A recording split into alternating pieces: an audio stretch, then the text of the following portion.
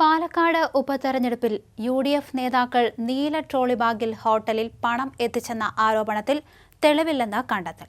തെളിവുകൾ ഒന്നും കണ്ടെത്താനായില്ലെന്നും തുടർ നടപടി ആവശ്യമില്ലെന്നാണ് പ്രാഥമിക അന്വേഷണ report. Special branch DYSP Palakkad SP-ക്ക് റിപ്പോർട്ട് സമർപ്പിച്ചു. പാലക്കാട് തെരഞ്ഞെടുപ്പ് സമയത്ത് നീല ട്രോളി ബാഗ് വലിയ വിവാദങ്ങൾക്ക് വഴിവെച്ചിരുന്നു.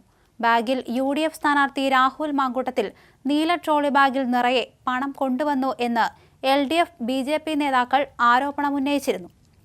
അന്ന് നടന്ന പാതിരാ റെയ്ഡ് സ്വാതന്ത്ര്യത്തിന് മേലുള്ള കടന്നുകയറ്റമെന്നും പോലീസിന് ഈ സംഭവത്തിന്റെ ഉത്തരവാദിത്തത്തിൽ നിന്ന് പിന്മാറാൻ കഴിയില്ലെന്നും കോൺഗ്രസ് നേതാവ് ഷാനിമോൾ ഉസ്മാനും പ്രതികരിച്ചിരുന്നു.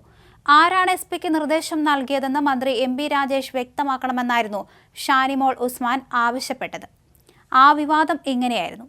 അമേരിക്കൻ ടൂറിസ്റ്ററിന്റെ ഒരു നീല ട്രോളി ബാഗിനെ ചൊല്ലിയായിരുന്നു വിവാദം. ഈ ബാഗിൽ കൊണ്ടുവന്ന് കള്ളപ്പണ വിതരണം ചെയ്തുവെന്നായിരുന്നു CPM ആരോപണം. ഇത് കേട്ടപാടെ കേൾക്കാത്ത പാടെ പോലീസ് പാലക്കാട്ടെ KPM റീജൻസി ഹോട്ടലിൽ റെയ്ഡിനെത്തി ഒന്നും കിട്ടിയില്ല. ആദ്യം ഷാനിമോൾ ഉസ്മാന്റെയും ബിന്ദു കൃഷ്ണയുടെയും മുറികളിലാണ് പോലീസ് എത്തിയത്. ബിന്ദു കൃഷ്ണയുടെ മുറിയിൽ ഭർത്താവും ഉണ്ടായിരുന്നു. പോലീസ് എത്തിയപ്പോഴാണ് ഈ വസ്തുത പുറത്തായത്. പിന്നെ കഥ ട്രോളി ബാഗിലായി.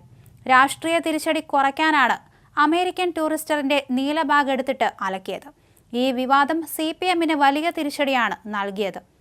അപ്രതീക്ഷിതമായി കോൺഗ്രസിനും രാഹുൽ മാങ്കൂട്ടത്തലിനും നല്ലൊരു രാഷ്ട്രീയ ആയുധം കൊടുക്കുകയായിരുന്നു പാലക്കാട്ടെ അനാവശ്യ പാതിരാ റെയ്ഡ്. പാലക്കാട്ടെ റെയ്ഡ് പതിവ് പരിശോധനയെന്നായിരുന്നു ACP വിശദീകരിച്ചത്.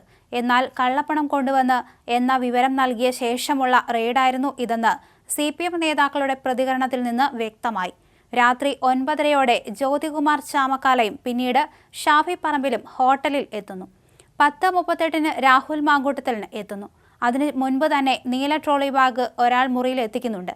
യൂത്ത് കോൺഗ്രസ് തെരഞ്ഞെടുപ്പുമായി ബന്ധപ്പെട്ട വ്യാജരേഖ കേസിൽ പ്രതിയായ ഫെനി നൈനാൻ ആണത്. പിന്നീട് ഈ റൂമിൽ നിന്ന് ബാഗ് മറ്റൊരു റൂമിലേക്ക് മാറ്റി. ഇതിനെല്ലാം ദൃക്സാക്ഷികളുണ്ട്. പോലീസിനോട് ഇതെല്ലാം പറയും. CCTV ദൃശ്യങ്ങൾ പരിശോധിച്ചാൽ കാര്യങ്ങളും വ്യക്തമാകും. ഇതായിരുന്നു CPM സെക്രട്ടറിയുടെ ആരോപണം. എന്നാൽ ഈ ബാഗ് പോയതിനു ശേഷമാണ് പോലീസ് റെയ്ഡ്. ആ ഹോട്ടലിൽ നിന്ന് ഒന്നും കിട്ടിയില്ല. പണമെല്ലാം എവിടെ പോയി എന്ന് ചോദിച്ചാൽ മറുപടി രാഹുൽ കൊണ്ടുപോയെന്നാണ്. രാഹുലാകട്ടെ റെയ്ഡിന് മുമ്പ് തന്നെ പോവുകയും ചെയ്തു. ഇതുപോലും മനസ്സിലാക്കാതെ എന്തിനാണ് റെയ്ഡിന് പോലീസിനെ അവിടെ എത്തിച്ചതെന്ന ചോദ്യത്തിന് ഉത്തരമില്ല.